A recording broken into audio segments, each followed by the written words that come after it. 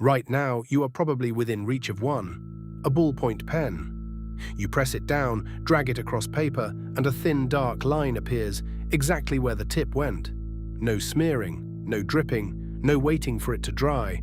It feels like nothing at all. But hidden inside that little tip is a small machine, turning fast and doing a careful trick. Let us slice one open and watch it work. Ink has a problem. If it is thin enough to flow on its own, it leaks, blots, and soaks through the page. If it is thick enough to stay put, it will not flow at all. For centuries, pens dipped into wells, dribbled, and ran dry in the middle of a word. The ballpoint solves this with one simple idea. Do not let the ink pour. Let it roll out, a tiny film at a time, only when the pen is moving. At the very tip sits a ball. It is tiny, often less than a millimeter across, about the size of the period at the end of this sentence. It rests in a metal socket, like a marble cupped in a hand.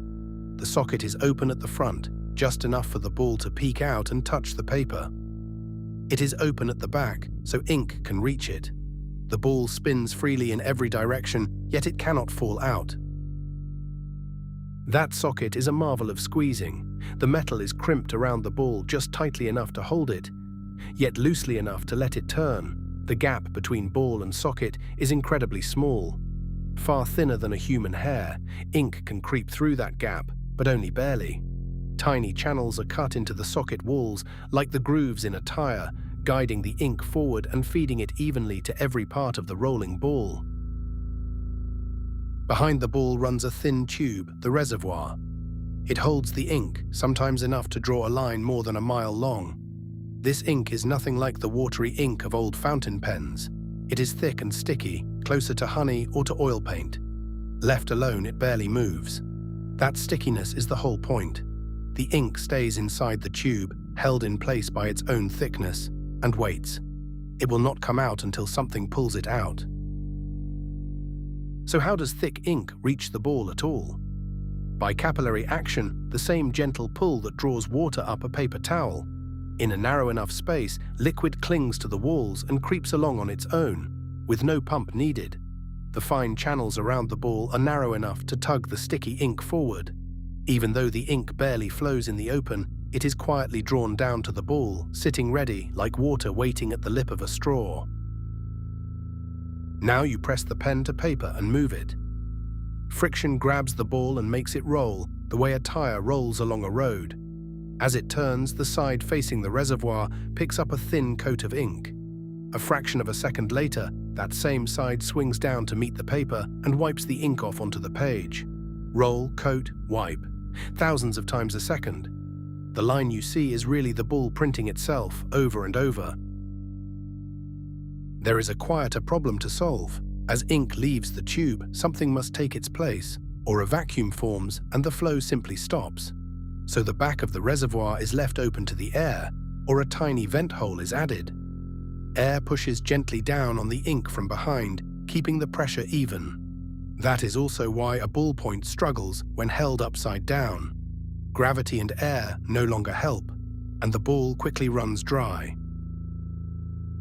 The ink itself is built for speed. It is usually oil-based, not water-based, so it grips the paper fibers and sets almost instantly. By the time your hand slides past, the line is already dry, which is why you rarely smear it. That same oil keeps the ink from drying inside the tube, where there is no paper to soak into. Wet in the reservoir, dry on the page. The ink behaves differently depending on exactly where it lands. All of this rests on the ball, and the ball must be nearly perfect. It is often made of tungsten carbide, a metal harder than steel, ground and polished, to a roundness measured in millionths of a meter. A bump too small to see would skip and scratch the page. Tiny pits across its surface act like a sponge, carrying just enough ink. Machines make these balls by the millions, each one rolling smoothly for miles before it ever wears down. This is also why pens misbehave. Press too lightly and the ball will not turn, so it lays down nothing and the line skips. Let air dry the tip and a hard plug forms, and the first stroke comes out faint. Hold it overhead and the ink falls away from the ball. The same simple design that works so beautifully on a desk has clear limits, set by friction, gravity, and a drop of ink that must be coaxed forward, never forced. So here is the whole pen, start to finish.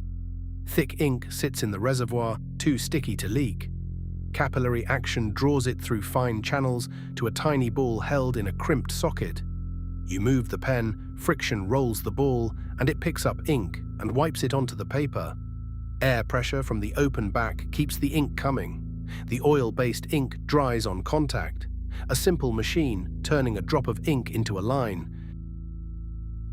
You have drawn that line thousands of times without a single thought. A ball, a socket, a tube of stubborn ink, and the quiet pull of physics. The next time you sign your name, listen for the faint scratch under the words. That is a tiny ball rolling and printing again and again. Thanks for watching the Cutaway. Pick up the nearest ordinary object and ask what is really going on inside.